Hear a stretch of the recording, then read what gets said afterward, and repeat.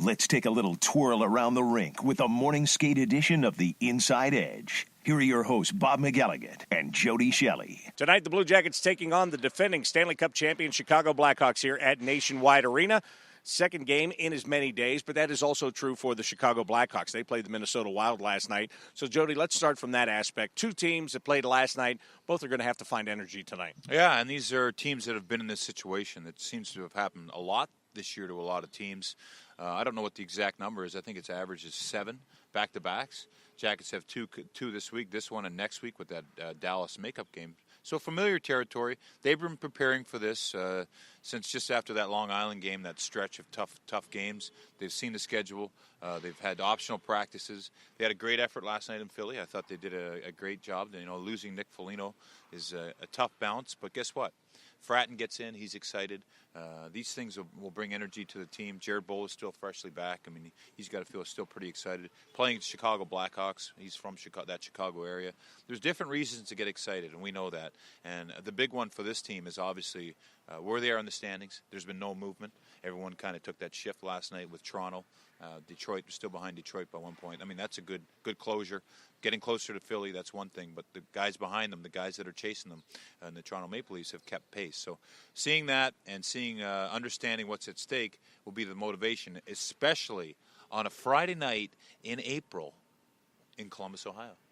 Now, you talk about the Toronto Maple Leafs. We've talked about the fact that the Blue Jackets play 2 more games than Toronto does, and tonight is one of those games. It all goes back to that old adage. Those games in hand are great, but only if you win them. Well, yeah, that's right. Same as the bird in the hand and the bird in the bush. I mean, you gotta do something with it. So here they are. It's do you cash it in? Cash in the 2 points. You can't add them on until the 60-minute marker or longer has been the horn sounds at the end of the game. And the Jackets understand that. And sure, it's nice to sit there and talk about games in hand, but boy, what a lot of wasted conversation if you don't get the points. Now, you mentioned Nick Foligno being out. What do you think is going to be the biggest factor not having him in the lineup? Because to me, even when he's not scoring goals or maybe not getting points, there's so many other things that he does to help out. What are they going to miss with him out? Yeah, those are intangibles, and you brought it up early in a conversation that his puck possession time, the way that he can hold on to the puck is a valuable asset for his teammates, his line mates, because not only gives them a chance to get open in the offensive zone or in the defensive zone to support him when he's holding on to the puck in extreme situations, it gives everyone else a little bit of confidence knowing that you can give it to Nick Foligno and then get away, you take 5 seconds instead of a second and a half, find that open spot and be available. So they're definitely going to miss that. They're going to miss his physical play. He takes the body at least 3 times a game, and they're usually big hits. He fights. Players know that around the league. He's had some great fights this year. There's players that he would play against, probably the defenseman for sure, that would say, gee, you know, if I take a liberty on Nick Foligno, he's probably going to push back. And those things, that's a triple threat in my books. Now, Ryan Murray's going to come back tonight. Remember going to Chicago for the trade deadline, it was pretty much announced at that point that Ryan Murray was going to miss the rest of the regular season and maybe even the first round of the playoffs. Here we are with still a week and a half left to play or whatever it is. It's going to feel like 10 years because of the way these games are. But here he is. He's back, and he's going to play tonight, and that is huge for this team, isn't it? Well, yeah. I got caught up on the 10-year comment there, but yeah, definitely it's huge. I mean, this kid is remarkable, and he's quietly remarkable. I mean, you can come and watch a game at Nationwide Arena and not notice him. That's a huge compliment to him. Bob, when I saw him skating earlier this week, it excited me. It gave me a level of confidence, and that is so strange to say that about a rookie. But the way he skates, the way he handles the puck, the way he practices, and then have him out there in the game tonight, it's awesome. And I think, I'm excited, and I'm a broadcaster. Imagine how excited his teammates are. I mean, he's a great kid. So all those things, you talk about energy level. Having him back tonight is a nice little boost. I'm sure the guys will get a nice little push out of that early in the game. So Nick Schultz is out of the lineup. Corey Tropp is out of the lineup tonight. Sergei Bobrovsky is going to start in between the pipes. Before we wrap this up, let's talk about Chicago. No Patrick Kane, no Jonathan Toews.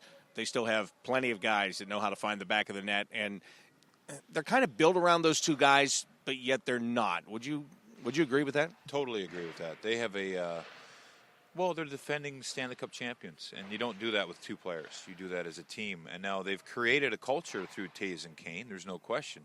And Joel Quenneville, obviously the coach. But they have to play a certain way. They don't just throw the puck on the ice and say, let these guys go do whatever they want. They have to play their systems. They have to manage the puck a certain way. They have to be disciplined in a lot of areas.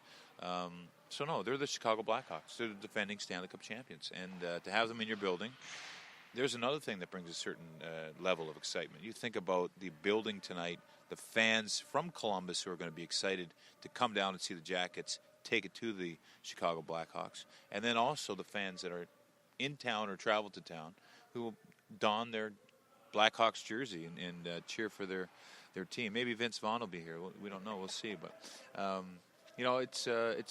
it's good to have them here, and it's definitely, I think, a game one of those games that you circle with an original 16. If Vince Vaughn was here, I would like to see you interview him. I think that would be one of the more entertaining interviews I'd ever seen. I could try to do that, Bob, actually. I'll think of some questions just in case he's in the house tonight. All right. Jody is going to be on Fox Sports Ohio tonight. I am going to be on the Blue Jackets Radio Network. Gates open at 6 o'clock tonight, and the puck drops at 7 o'clock. Blue Jackets and Blackhawks here at Nationwide Arena. That'll do it for the morning skate edition of the Inside Edge. You've been listening to the morning skate edition of the Inside Edge. Come back every game day to get the breakdown from Bob McElligott and Jody Shelley.